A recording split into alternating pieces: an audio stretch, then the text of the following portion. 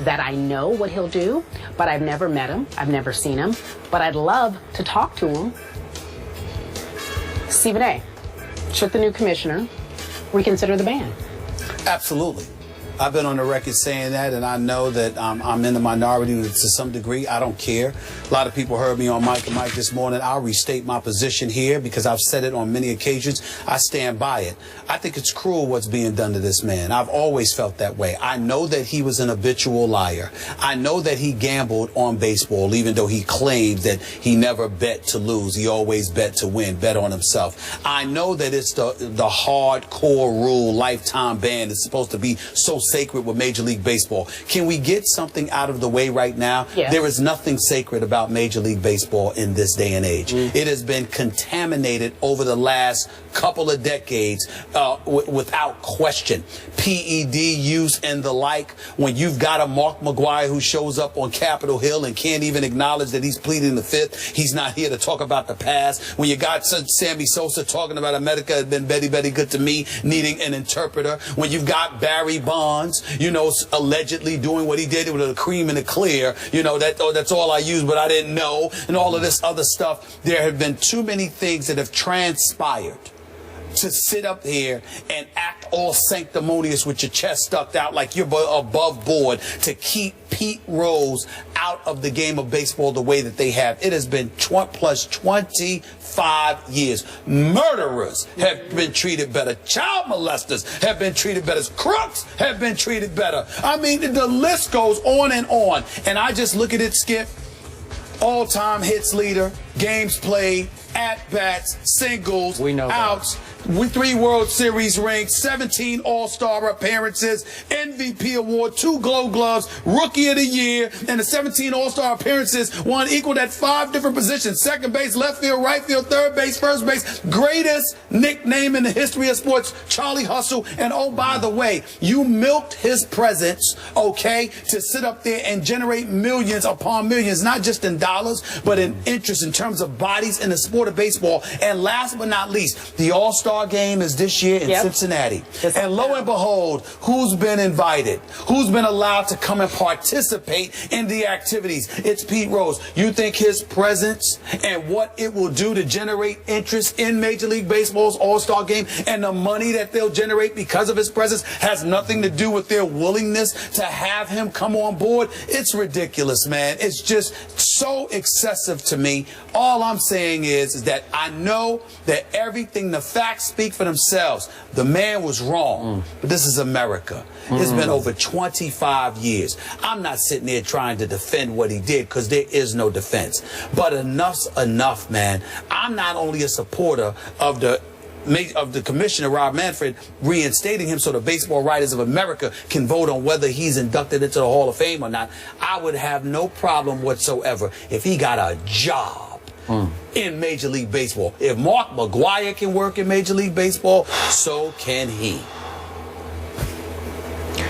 I cannot tell you how deeply I disagree with everything you just said. I feel you. We both feel the same. And I don't think you get it. I lived through it. You did not. Okay. I think I lived through it. I was in my 20s. Yeah. I wish you could read a book that came out in 1990 by a writer in Cincinnati by the name of Michael Sokoloff. And I know the book really well because my editor at Simon & Schuster published this book. Okay. And it was called Hustle, ironically titled because of Pete Rose's nickname, as you know, Charlie Hustle. Right. And if you had read that book, I don't think you'd take this position. Pete Rose, as a player and a manager, was a bad guy. And I mean that in the old school way. Not that he was a bad man. He was just a bad guy who associated day after day with worse guys, with scoundrels and hoodlums and lowlifes and, in some cases, criminals. And he disgraced this game that he supposedly loved.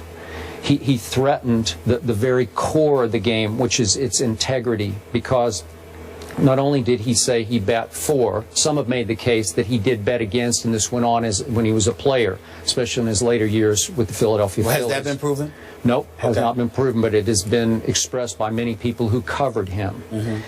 The saving grace for Pete Rose that continues to keep him afloat to me was He was the single greatest interview I ever covered. And I covered some of those games in '78 in which he was on the 44-game hitting streak trying to threaten the DiMaggio record. Yes. Yeah, and Great, it was great spectacular. moments. It was You know, spectacular. that might have been his greatest Yes. achievement. There is no questioning this man's greatness with a bat in his hands. Day after day after day, Pete Rose would sit for hours talking about the streak, a streak that would have eaten a lot of players alive just on the building pressure of it. He was the single best media-friendly interview I ever encountered, and I think the goodwill that he created actually helped keep him afloat for a while.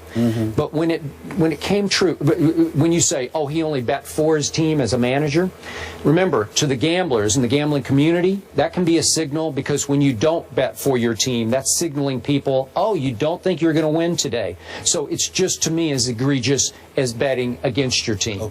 Okay? So in the end, we don't have time here to list all the things that Pete Rose did that disgraced the game of baseball.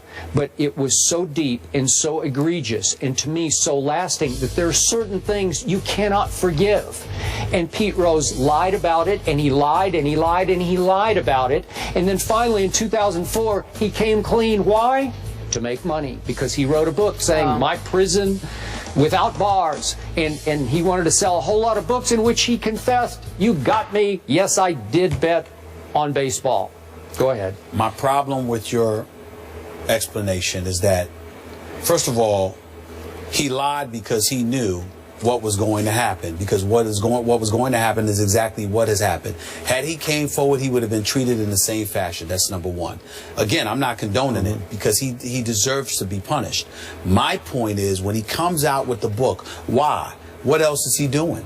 This is all he knew. He wasn't making any money. You're trying to sell your autograph, trying to do it all. But and you would have a point if people, I would say, using performance-enhancing drugs, I think that compromises the game significantly. I really, really do. And I'm saying to you, because you're going out there and you're trying to enhance your performance, and by the way, collect dollars off of it. I had somebody talk to me this morning when I brought up A-Rod on Mike. 3 years, $64 million remaining on his deal. And they say A-Rod is represented by a union and he went through a process and blah, blah, blah. The fact is, A-Rod collected over $300 million in his career. And the likelihood is that he did so by cheating. Okay? The same could be said. And a lot of people think he will never be in the Hall of Fame. Yeah, but he's playing. Okay. He's collected. Let me tell you something right now. But he paid his penalty. He did what the collective bargaining agreement says. I understand that. I understand that. But what I'm saying to you, Skip, is that obviously Pete Rose, that's a different ball game, and we get it. It's been 25 plus years. And when we talk about this, how is it that we forget that the play? Who is the game more precious to the fans than the players and the people actually participating in it? Do you remember the Jim Gray interview? Do you remember how he was treated because he asked Pete Rose a question about it when they were celebrating the all-time greats at Yankee Stadium? I mean, these people, they were appalled. It wasn't an all-star game. It was, I think, during the playoffs. But they were appalled. Yankee players were appalled. Players from the other teams were appalled. Players within Major League Baseball were appalled. So were managers. So were people associated with the game. So when we talk about all of these things, the people who have very well given their lives to the sport of baseball believe some compassion should be accorded to this man. And that's what we're talking about here, compassion. You get older, you get wiser, you stare your own mortality in the face. There's a legitimate argument that Pete Rose is not the same person 25 years later that he was back then. And America sits up here and says, oh no, we don't care about that. He did it and that's it. You know what? We seem to be incredibly selective and who we want to bring the hammer down upon. And I think it's disgusting, man. I really, really do. And I know he was wrong. I think it's disgusting that Pete Rose is now making commercials making fun of the fact that he was banned because, which doesn't come across in the commercial, he bet on baseball. Yes, and I'm saying to you, when you are broke or you're not making money, I think and this he's is making a lot of money. Well, you might think selling so. A lot of you things. might think so, but that's what he has to do to make money. And who are the people that come to him? I mean, if you got guys getting arrested for stealing drawers and some cologne, and they get off of the commercial, this is the society that we're living in. So they came to him with this idea. You trying to tell me Pete Rose came to them and said, I have this idea for this commercial. Let me do this. The man is trying to get paid. if from your heart you want to get reinstated, you don't make commercials mocking the fact that you're banned. Unless you believe that there's no way in hell you'll ever get commercial and you're trying to earn a living. Because based on what you've described him as being, he probably has very few friends, very few people that will ever support him in life. Oh, I think fans still love him. No, I'm not talking about fans, but I'm just talking about people. So the point that I'm trying to make is that he may be limited with resources or whatever.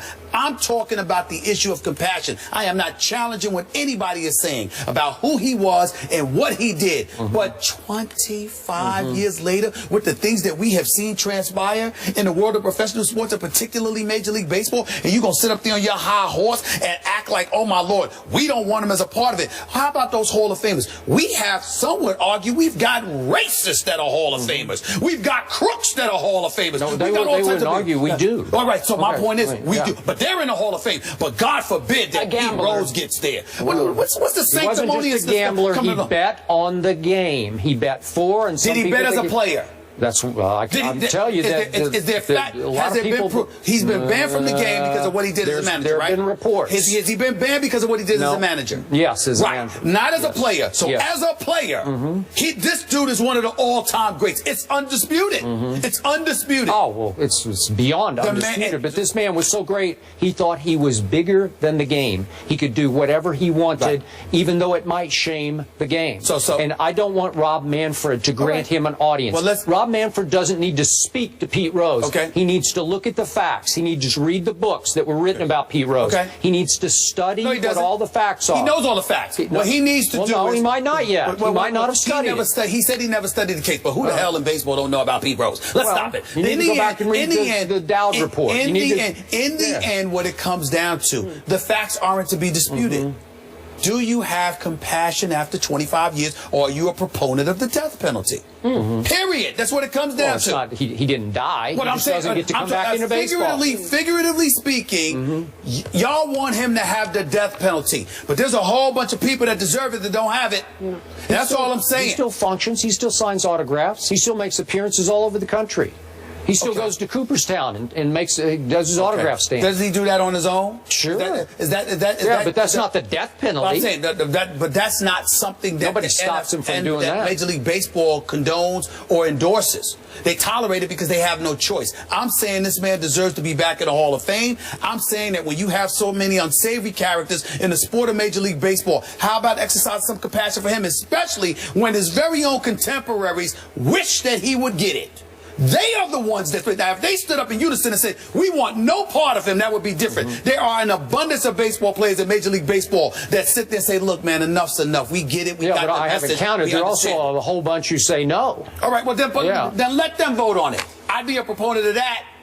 Poll every Major League Baseball player and ask them, should Pete Rose be allowed back in baseball? I'm willing to bet you. Every Hall of Famer? We got to get out of here. No. Period. 2015 Major League Baseball All-Star Game again played in Pete Rose's hometown of Cincinnati, July 14th. September 11th marks the 30th anniversary of Rose becoming the hit king. We leave it here. Wow.